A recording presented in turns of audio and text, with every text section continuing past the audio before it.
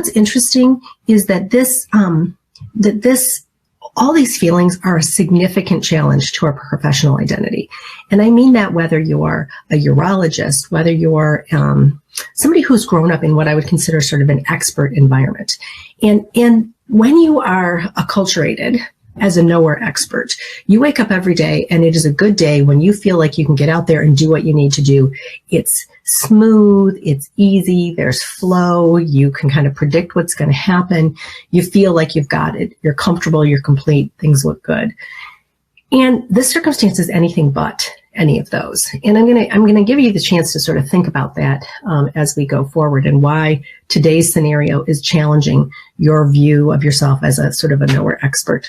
I use this slide often when I talk with leaders. I used it before this, and quite often, to say, as a leader, your job is to put your mask on first before helping others. So that's why I'm doing this, really, for what, like I said, whether you lead in your family, whether it's in your division, in your department, in your community, or in your hospital or health system. The weird part is I didn't really think when I first started using this, I often talk with clients about sort of threat and how social threat is perceived in our brains in the same place as physical threat.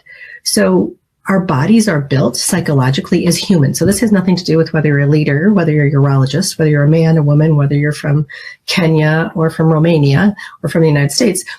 Human behavior is still so much more dictated by our sort of reptilian systems of working, right? Our lower brain systems, our limbic systems, such that our bodies still, instead of having physical threat, which we haven't really had, although now with COVID, clearly we're adding that back, our bodies react, our brains react to social threats to our status, threats to our sense of certainty and control and fairness in the same way that they would react to physical threat, like being chased by a saber-toothed tiger.